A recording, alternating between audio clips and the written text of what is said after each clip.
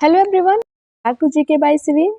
हाल ही में यूपी का बजट पेश हुआ है जिसमें बहुत सारी योजनाओं का घोषणा हुआ। उसी में से एक है फ्री स्कूटी योजना 2025। इस योजना में जो लड़कियां हैं उन्हें फ्री स्कूटी दी जाएगी। इस वीडियो में हम जानेंगे यह स्कूटी किन बालिकाओं को दी जाएगी, इसकी योग्यता क्या है और कैसे अप्लाई करें। ऐसे तमाम क्वेश्चन को इस वीडियो में हम कवर करेंगे।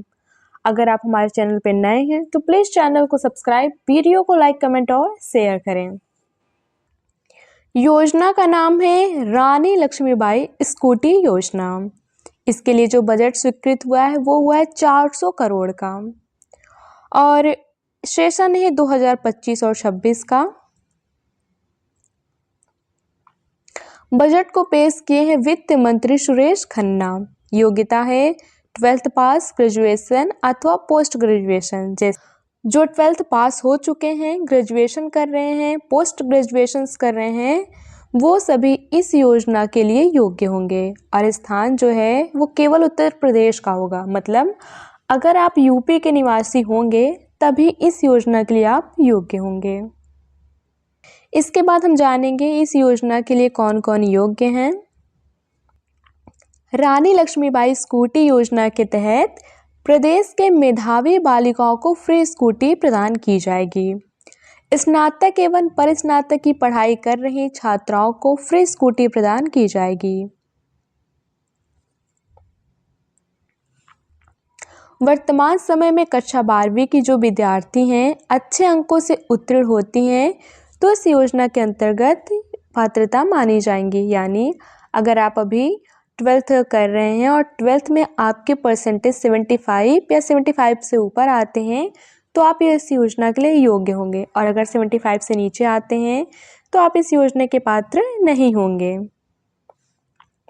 परिवार की वार्षिक आय 2.5 लाख रुपए से अधिक नहीं होनी चाहिए। यानी आपकी जो फैमिली इनकम है वो 2.5 लाख से ऊपर नहीं होनी चाहिए, 2.5 लाख से कम होनी चाहिए, तभी आप इस योजना के लिए पात्र होंगे। और उत्तर प्रदेश के राज्य के ही निवासी होने चाहिए। यानी अगर आप बिहार या मध्य प्रदेश या कहीं किसी और स्टेट के हैं और यूपी में आप पढ़ाई कर रहे हैं तो आप इस योजना के पात्र नहीं होने चाहिए। आपका निवास स्थान उत्तर प्रदेश का ही होना चाहिए। कुछ चीज़ें हैं जो आपको ध्यान देने हैं, जैसे कि इस योजना का अभी तक कोई ऑफिशियल वेबसाइट नहीं बनाया गया है। और जिस तरह से मोबाइल और टैबलेट कॉलेज पे डिपेंडेंट था, उसी तरह से ये योजना भी कॉलेज पे डिपेंडेंट है। जब इसका फॉर्म आएगा तो आपको कॉलेज की तरफ से कांटेक्ट किया जाएगा या आप कॉलेज की तरफ से कांटेक्ट कर लेना। जो लोग एलिजिबल होंगे उन्हें इस योजना का लाभ मिलेगा। प्रदेश के अंदर मेधावी छात्र छात्राओं के लिए स्कूटी की एक स्कीम हम लोग इस बजट में प्रावधान किए हैं, जिसके लिए 400 करोड़ रुपए की व्यवस्था की गई है और जिसमें महारानी लक्ष्मीबाई के नाम पर इस योजना को प्रदेश सरकार चलाएगी और इस कार्यक्रम को हम आगे बढ़ाने जा रहे हैं। मुख्यमंत्री सामूहिक विवाह की योजना 51,000 रुपए से बढ़ाकर के 1 लाख रुपए का प्रावधान, और इसके लिए भी हम लोगों ने अब तक 4 लाख से अधिक गरीब बेटियों की शादी इसके माध्यम से की है। अब इस राशि को बढ़ाकर के किया गया, इसके लिए धनराशि का प्रावधान किया गया है।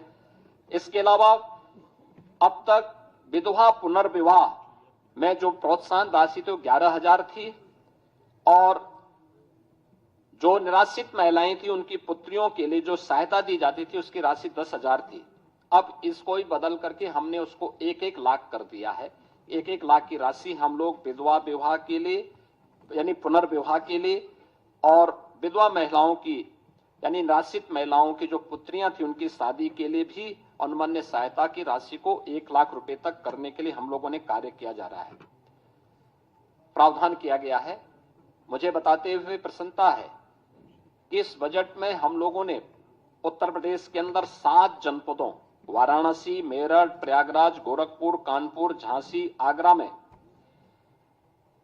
श्रमजीवी महिलाओं के लिए यानी कामकाजी महिलाओं के लिए हॉस्टल बनाने के कार्यक्रम को भी इस बजट में प्रावधान किया है। यह योजना समर्पित होगी पुण्य श्लोका माता अहिल्याबाई होलकर के नाम पर।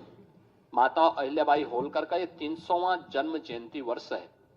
उनकी स्मृति को नमन करते हुए योजना हम इसके साथ करने जा रहे हैं और इसके साथ ही आंगनबाड़ी कार्यकर्ती और सहायकों के अतिरिक्त मानदेय के लिए भी 971 करोड़ रुपए की व्यवस्था इस बजट में हम लोगों ने यहाँ पे प्रावधान किया है।